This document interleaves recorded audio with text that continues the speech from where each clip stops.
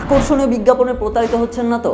WordPress website মাত্র ২,৯৯৯ টাকা, Laravel website মাত্র ৫,০০০ টাকা। আসসালামু আলাইকুম, আমি এমডি আলামিন, আমি সার্ভিস কি থেকে বলছি। আমি বিগত ৮ বছর যাবত এই ডেভেলপমেন্ট ক্যারিয়ারে আছি। এমন অনেক প্রতিষ্ঠান আছে যারা এই যে বিজ্ঞাপনটা দিয়ে মানুষের কাছে তাদের সার্ভিসটা সেল করে। সস্তার যেন ৩ অবস্থা না হয়। আমি যদি আপনাকে বলি যে আপনি যদি একজন বিজনেসম্যান হয়ে থাকেন এবং আপনি যদি আপনার কাস্টমারকে কোয়ালিটিফুল প্রোডাক্ট দিতে চান, তাহলে কিন্তু আপনি কম দামে বা সস্তায় আপনি কখনোই দিতে পারবেন না। তো যারা আসলে ২,০০০-৩,০০০ টাকায় ওয়েবসাইট দিচ্ছে, তারা কিন্তু আসলে কোয়ালিটিফুল ওয়েবসাইটটা আপনাকে দিতে পারছে না। তারা হয়তো আপনাকে টেমপ্লেট দিচ্ছে। তাহলে আপনার বিজনেসের ইউনিকনেস কোথায়? আপনার বিজনেসের ব্র্যান্ড ভ্যালু কোথায়? তো আপনি যদি আপনার কাস্টমারের কাছে একটা ইউনিক প্রতিষ্ঠান বা ইউনিক ব্র্যান্ড হিসেবে তৈরি হতে চান, তাহলে অবশ্যই আপনার নিজের মধ্যে, সেটা হোক আপনার ওয়েবসাইটে, হোক আপনার বিজনেস মডেলে, ইউনিক কিছু থাকতে হবে। আপনার রাত ৩টা নয়, ৪টা নয়, ভোর ৫টার সময় আপনার কাস্টমার মেসেজ দিচ্ছে, আপনি জেগে নাই,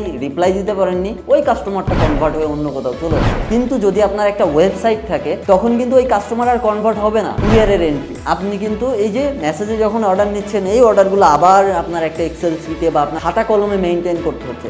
এটাতে কিন্তু আপনার হিউজ একটা সময় নষ্ট হচ্ছে। এই যে সময়টা নষ্ট হচ্ছে, আপনি কিন্তু অনায়াসে একটা ওয়েবসাইটের মাধ্যমে মাত্র 1 ক্লিক আপনি আপনার কুরিয়ারের ডাটাগুলো আপনি এন্ট্রি করতে পারছেন। এরপরে আসি সেল অ্যানালাইটিক। কারণ আপনি যখন মেসেজের মাধ্যমে এন্ট্রি করছেন বা এক্সেলে মেইনটেইন করছেন, তখন কিন্তু আপনাকে বসে বসে ওই খাতা কলম থেকে বের করে ক্যালকুলেটর নিয়ে বসে বসে হিসাব করা লাগবে। কিন্তু একটা ওয়েবসাইট একদমই অটোমেশনের মাধ্যমে আপনি চাচ্ছেন এখন আমি দেখতে চাই যে আমার 1 মাসের সেল কত হয়েছে, আপনাকে রিপোর্ট দেখাই দিবে। এরপরে আসি স্টক ম্যানেজমেন্ট। এই যে স্টক ম্যানেজমেন্টটা, যে আপনার কাছে কতগুলো প্রোডাক্ট আছে, কতগুলো অর্ডার হয়ে গেছে, কতগুলো পার্সেল আজকে ডেলিভারি হবে, হয়তো আপনার আবার নতুন করে প্রোডাক্ট স্টক করতে হবে, এইগুলা মেইনটেইন করা যে কি পরিমাণ হ্যাসেল, ট্রাস্ট মি। এই যে স্টক ম্যানেজমেন্টটা ওয়েবসাইটের মাধ্যমে করে, সে কিন্তু অনেক হ্যাসেল থেকে মুক্তি পায়। টিম ম্যানেজমেন্ট অনেক বড় একটা হ্যাসেল। আপনি যদি চিন্তা করেন যে আপনার টিম ম্যানেজমেন্টে, আমি সাপোজ ধরলাম অন্যান্য সব টিম বাদ দিলাম, সেলস টিম এবং সাপ্লাই চেনের টিম বা ডেলিভারি টিম, কোন অর্ডারটা কে নিচ্ছে, কোন